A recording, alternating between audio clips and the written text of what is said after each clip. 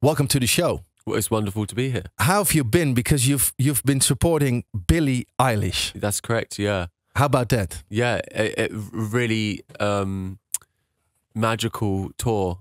I've watched her show, like give or take like 1 or 2 nights. I've watched it pretty much every night, and I was already a huge fan of her music, and I'm gonna come away like maybe her biggest fan. But how come? What makes her so special? I don't know. I don't know what makes her so special. I think she's I tell you what, like her fans are so lovely. Like they're very passionate, but they're like so respectful, and I just think she's an incredible role model. And I just think as a songwriter, she's phenomenal.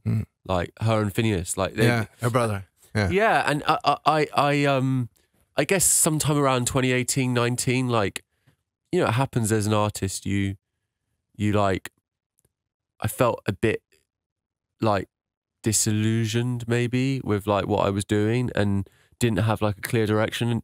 And it was really like, I really sort of credit Billie's music to inspiring me to write like great songs again, or try and write good songs again, because they respect songwriting so much. But what inspired you? What was because you've talked about it, that you had a period of time that you weren't feeling like mentally like really well, right? And then there was what spark did she give you?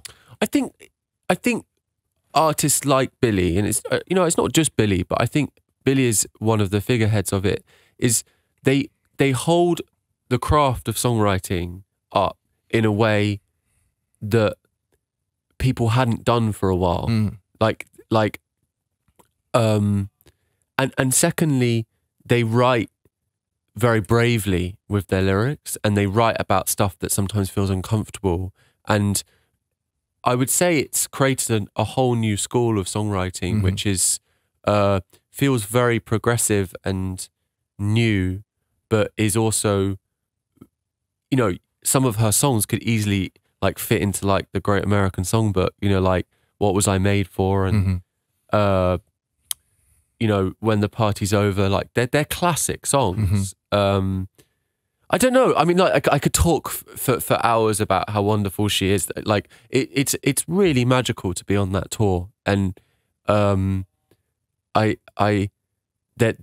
Billie and her brother are incredibly warm people, and I think I don't know, it's just really nice. And I really feel like there wasn't always a moment in my career that I looked around me and felt inspired by other artists. Like I sometimes, like if you'd asked me in like 2013, I think I would have been like referencing like Neil Young and Bob Dylan and, you know, Bruce Springsteen, and I just really happy to live in this time now where I look at the artists around me and I feel like inspired. And I haven't always felt like that. You know, I've been doing this for a long time, and it's like I haven't always felt like that. And then how does it work? Because okay, you fall in love with her music, with the way she writes songs with Phineas, and then it was like an audition. I don't. Well, or did you get a phone call or something? How does it work? Because it's not just you're an upcoming artist or something supporting Billie Eilish. It's Tom Odell supporting Billie Eilish. That's huge. I had to I had to do nothing. I was going to come up with some elaborate story that I had to do. I had to write a song how much I adored her. But like, did you get a phone call? Is it like Billie Eilish is calling Tom Odell or texting? So I'm coming to Europe. Would you like to tour with me? Is that how it goes? Yeah, pretty much. I mean, like, you know, there's people behind the scenes which tend to, you know, have these conversations. But no, I saw something on Instagram like 4 months ago. I got tagged in it, and it was like Billie Eilish has been listening to Black Friday loads, and it's like she recommended it was her like favorite song or something at that moment, and I was like, wow, that's pretty crazy. And I have some friends that know her as well, like mutual friends, and and I'd sort of vaguely known that like she was aware of me, but it really was kind of like out of the blue. And they asked, and I was like, yeah, absolutely, I'd love to. And yeah, it's just really lovely. And how was your first meeting? Because then you're meeting up for the first time. I was quite nervous actually when I met her. I was like, I don't know, just because she's such a star. She's so friendly. We had like a thing like a couple of days ago where they have like rescue dogs. They do this thing sometimes where they bring rescue dogs into like a pen backstage, like all these puppies. And so like my band and some of her band and Billie and I were just sat there amongst like 8 dogs. Just like chatting. I was like, this is really surreal. Wow, with 8 dogs. Yeah, like just like jumping all over us. That was really sweet. But yeah, she's so lovely, and it's a joy to do the tour. And also her fans, I would say that like her fans have been, you know, those shows sold out like probably like in seconds ages ago, way before I was announced. And I would say that the young folk that come to those shows and are, you know, passionate Billie fans are just so kind and lovely and enthusiastic, and they've been so hospitable and welcoming to me and the band, you know, at the shows. And so like it, you know, it's an amazing audience to play to. It can be tough opening up. I haven't opened up for someone since 2012 or 13 maybe. And I remember I opened up for Jake Bugg in 2013. And I remember like some of those shows, that was in like clubs. And I remember it was hard, like, because it was like, you know, you're playing to their audience. Yeah. And I always remember it being hard. And this is just not like that. This is very different. So yeah, it's a joy. Yeah. Now you're touring with Billie, but after this you're going to the United States to do shows. Then you're coming back to Europe to do shows. Yeah. There's even shows for 350 people I saw. Yeah, yeah. And in the Netherlands you're doing a show for 750. Yeah, yeah. When did you come up with the idea to do like a small audience? I love playing in clubs. So it's just like really fun. We did one we did 2 or 3 nights in Copenhagen like last week, and we just we were like, oh, we had a day off, and I was like chatting to the band, and we're like what are we gonna do? And I was like, oh, just like the thought of just like sitting in a hotel, I was like, I don't want to do that. So it's like I called my agent. I was like, can you find a club for us to play in tomorrow night? And we like announced it that evening. It's like 200 capacity club. My truck turns up and all the equipment, and we load into this club, and all these people came down, and we did like an hour and 45-minute show. Wow. It was so fun. Like and just like sweaty and so different to the arenas. I mean, the arenas are great. It's a different energy. It's like, you know, exhilarating, but the clubs are just the opposite. And so is it better? Because now when you're talking about it to me, listeners can't see it, but you're smiling from ear to ear.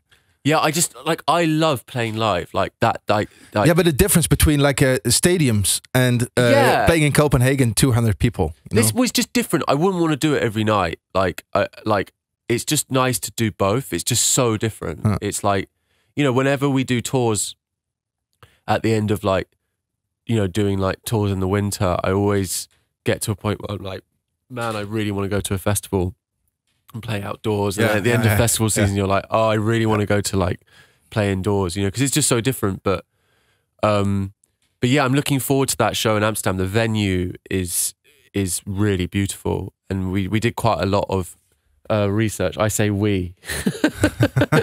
This guy through the screen nearly lost his mind trying to find a venue for us to play in. But he did. You're getting a raise, man. Yeah. Did a great job. But yeah, and you know what I will say is that when we announced it, that smaller show, I got like, you know, obviously 500 people were really happy, and then I got like 4,000 messages of like frustration of people. And what I will say is that we will have some other shows in Amsterdam at the end of the year. That's good to hear. Yeah. But besides from that, I read on the internet there's a full-length album coming, but there's no release date. Is it already finished, or because where do you get the time to finish an album if it has to be released this year, or won't it be released this year? When is this interview coming out? This week. This week. End of the week, but we like to have a scoop. Yeah, scoop. The guy on the other side of the glass is saying yes. He's saying you're a sly dog. There's music. There's music. Yeah. Which I'm thrilled to be sharing and like been playing quite a lot of new songs on this tour, trying them out and stuff, and it's really good fun. But yeah, no, I'm really enjoying playing at the moment. I've got this like the band I'm playing with. You know, I've played with for over a decade, but we've got one new member, and it's just like absolutely loving the shows. Like they're just on fire. The band, like they're like dogs on a lead, and you have to pull them back and keep them. I always think like the dogs you had backstage with Billie Eilish. Yeah, exactly. That energy. Yeah. But about the new music, Don't Let Me Go. First verse, I listened to it and I was like feeling love. I'm getting married in September, and I was like, oh, it's feeling so good. Congratulations. But then I felt like the tide turned in the song. It got a little bit dark. Yeah. What's your vibe behind the song, and where did it came to be? How did it came to be? Yeah, around the time I was writing it last year, it was like there was all this craziness in the news, like there always is. And you know, I think it was looking at as well some of those images of like the forest fires in California, and you know, Jesus, all the wars.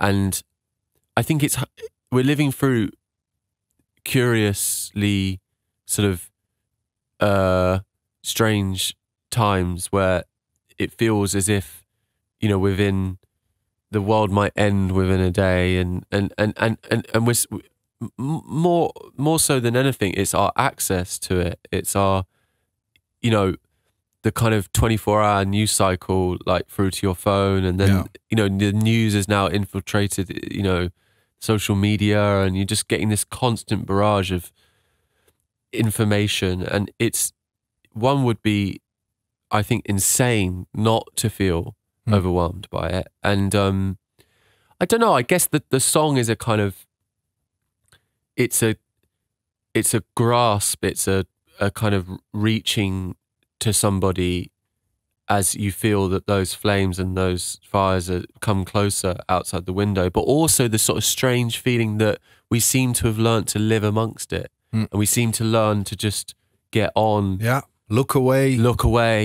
And you know, I think the most weird thing of our times is like the Instagram story, like swipe of like, you see some horrific image or some horrific news item that is horrifying, and then you flick, and then it's like someone having a mojito on a beach in you know, the Bahamas, and then it's like someone on stage, and I think there's something very numbing about that for me is interesting to write about.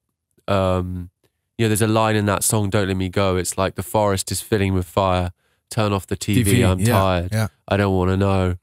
And then, you know, they're taking your body away, and hopelessly all I can say is, don't let me go. I won't let you go. And there's this feeling of like, I don't know, is it a bit like that TV show, The Last of Us or something? It's like, there's all of that in there.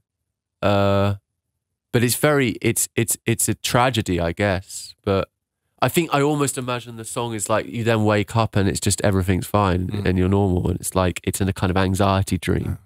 But yeah, It's been fun to play live. And it's a wonderful description. Thank you for being here, for sharing the story behind the song, behind the tour with Billie. It's always a pleasure to have you here in the Netherlands. It's a joy to be here in the Netherlands. I absolutely love it. It feels like a home away from home, honestly. And like I've spent 2 days in Amsterdam, and I have a little balcony outside my hotel room, and I sat there this morning drinking a coffee. I was reading my book, and I was looking at the people on their bicycles riding past, and the sound of the church bells, and I was thinking, is there anywhere more perfect than Amsterdam? It's so lovely. Well, there is. Yeah. It's my city called Utrecht. Ah. You should try that one day. I've been there. You've been there, Tivoli Vredenburg. Yeah, you've played beautiful. There. Yeah, it's similar to Amsterdam, but they call Amsterdam our bigger brother, but it's also very nice and cozy. I love the city. Well, next time I'll make it down there. There's that great venue there, isn't there? Yeah. We have a wonderful venue. It's very wide, isn't it? Yeah. It's huge. I played there a few times. Yeah. You did, yeah. It's fantastic. Well, a nice story. They booked that same venue, booked Billie Eilish years ago. It's like she didn't even go viral on the internet. So someone over there booked her for a year and a half later. And then, boom. It all exploded in the States. It came over to the Netherlands, to Europe, but she was already booked.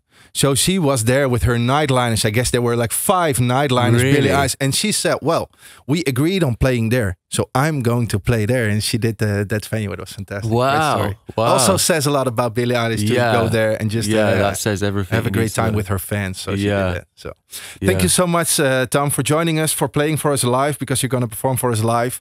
And I hope to see you soon next time. Thank you very much. Cheers. 3FM.